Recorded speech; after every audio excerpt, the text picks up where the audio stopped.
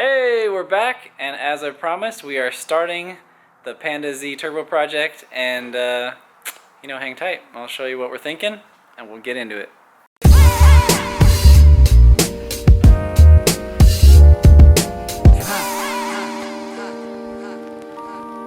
First thing that we're gonna do is pull these mufflers off. I already got the one side, but I'm gonna pull this one off now, and that kind of leaves us with this like open cavity up here.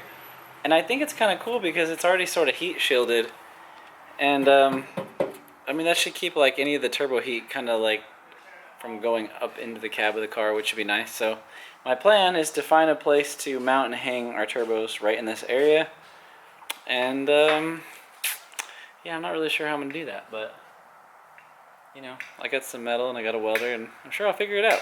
So let's see what we can do. So I went ahead and pulled the mufflers down off the back of the Z. Got them sitting over here.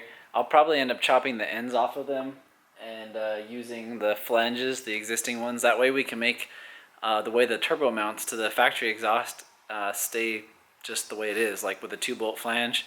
Makes it super easy. Then this kit would really fit onto anybody's car, even if they had the complete stock exhaust on it. So the next thing I gotta do after pulling these mufflers down is figure out how I'm gonna bracket and hold the turbos up into this area, which is something I've been kind of thinking about a lot because I'm not really sure how to tackle it. But obviously they need a good amount of support. Turbos are kind of heavy and I don't want them falling out the back of the car. So I did notice that the factory exhaust is supported on these little hangers that kind of look like this. This one's a little rusty. But anyway, you get this rubber hanger and this little metal plate, and it's pretty strong. So there's one on each side. I think I'm going to start by pulling those down and making brackets that look similar. That way I can hang a bar across from one side to the other and have a sturdy place to start mounting my turbos.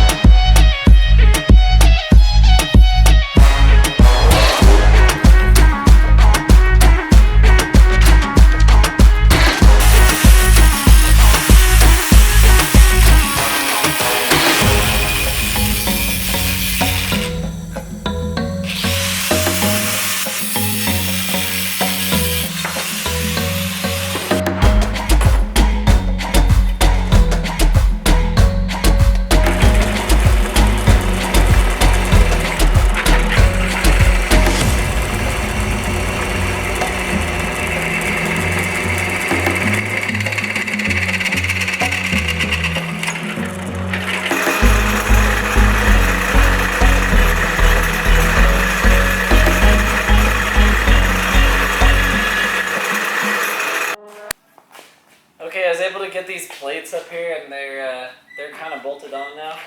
They're pretty darn strong. I wanted to make sure they could hold the turbos.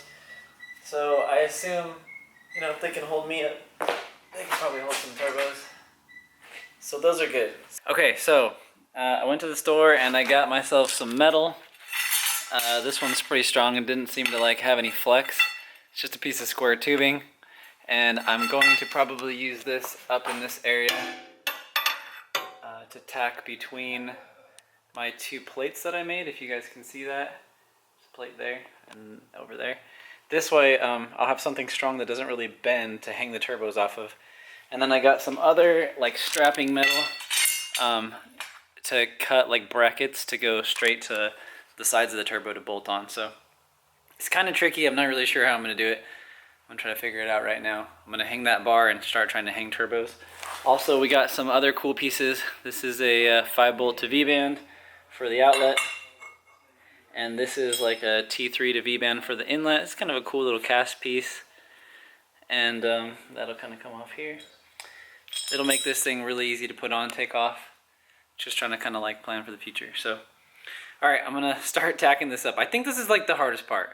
I could be wrong, but I think this is the hardest part. Just positioning the turbos for the first time, deciding where they go, making sure they're not too close or too far from the body, and that all my pipes and everything are gonna fit everywhere. So once I get this done, then we just become plumbers. We just plumb up boost piping and we plumb up exhaust piping, oil lines, etc. So All right, so we finally got these turbos up in position, and that has got to be like the most exciting thing I've seen all day.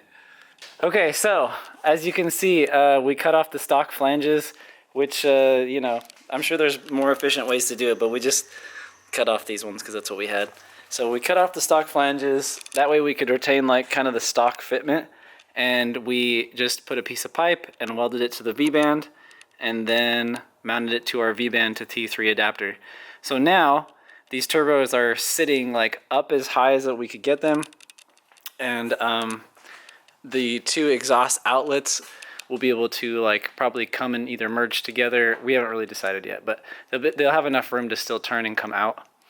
And we're kind of working on staging the oil return at the correct, you know, location, and then also the oil feed, and kind of getting the whole turbos just staged in the right area. So I have to pull these down for final TIG welding. They're just tacked in with the MIG right now, but they'll be much stronger and better looking with the TIG, so we're gonna do that.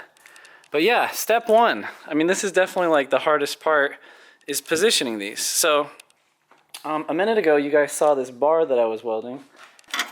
So this little bar sits on these two plates that I made the other day, and the next thing I'll be doing, probably before I pull these down and final weld these pieces, is I'm gonna make little brackets that go from this bar to these turbo bolts that hold the covers together. You know, I don't know how many I'll make, but probably just like a couple, just enough to give it some support, and then it will just hang off of this little guy. He's super strong. It looks really like small and light, but I can actually, you want to do pull-ups? I can do my full body weight on there and it doesn't even flex. So it'll totally hold those turbos in place. And that was like, how much was this bar? Like maybe $11 or something at Home Depot? Yeah, so far we're being super budget friendly.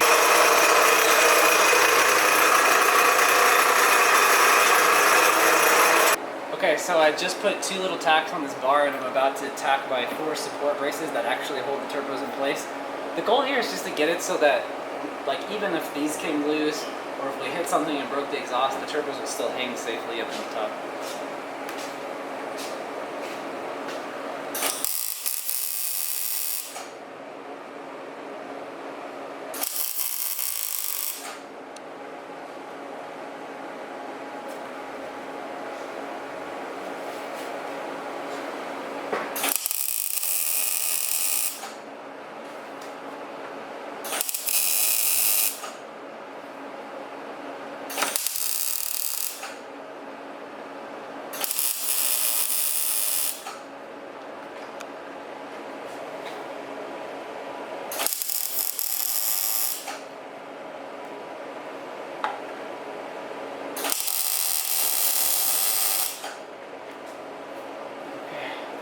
Tacked in there nice and tight. Go ahead and take a look. Hopefully you guys can see it's a little dark, but I just put these little tacks. I'll reinforce them a little better in a minute, but with these 2 support braces, I don't think it's just going anywhere. Okay, so we just bought some basic, you know, like eBay wastegates from EMUSA, and I mean, there's a lot of different brands. I've used this brand quite often and haven't really had any problems. I can't say anything about their actual wastegate, but I've used some of their other products, so we're hoping that their wastegate is decent like some of their other stuff.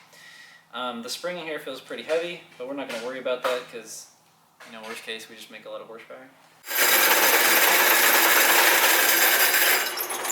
Okay, I've got the wastegate fitted up with this piece of pipe that I've coped to fit the other pipe, and I wanted to show you, basically, we need to vent off the boost before it gets to the turbo, so it needs to go in this general area.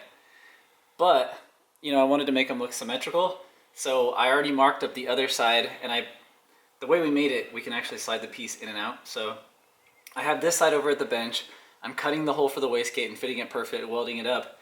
And once I get that back in, I will check it against this one to make sure they look really nice and symmetrical and that they're all gonna fit. So that's what I'm doing now. I'm over on the bench getting ready to cut this up to make it fit. So this is the piece I was talking about. Obviously this is the passenger side, and the piece that we made to fit it, we marked it up on the outside so we could have good position, and now that we've got it over here on the welding bench, I marked the inside diameter, and I basically go ahead and cut that out with the torch, clean it up with the Dremel, and weld on my fitting. So I'm gonna go ahead and knock that out real quick.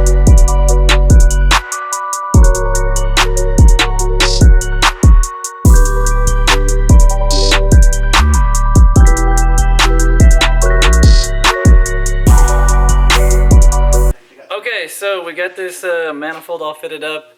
Welds look like they'll be sufficient for our, for our turboing needs. I'm gonna go fit it up on the car right now and then mount the wastegate and see if it came out straight and everything looks good. So let's go do that real quick. Hey guys, I hope you enjoyed those few clips of the progress on the 370Z turbo. Some of you might be wondering in general, like, why we're doing this or why we decided to put the turbos in the back of the car. If any of you have a 350 or 370Z, there's just like no room in the engine bay, and over the course of the last couple years, if you guys have been following the YouTube, you've seen I've turboed quite a few with the turbo up front, and it works, don't get me wrong, but it does create some things that are kind of hard to get over, especially the heat in the engine bay itself. Overheating becomes kind of a big problem. We just wanted to try something different. Like if this kit can be cheaper, let's talk about that. All the kits on the market are pretty expensive. I mean, the cheapest one, maybe for the 350Zs, start at like $2,000 to $5,000, and for the 370s and the HRs and stuff, like you're talking $8,000 or $12,000, somewhere in that range. It just gets really, really expensive. So this kit allowed us to save some money, move all the hot parts out of the engine bay, and we're just hoping it works out well. So I guess we'll find out. Follow along our journey and just see how it works out well for us, and if it's good, we'll tell you. If it sucks, we'll tell you too. But I'm pretty hopeful. I've got big goals for this car, and I think it's gonna come out super good. So anyway, thanks for watching. Hope you enjoyed it, and I'll see you guys next week.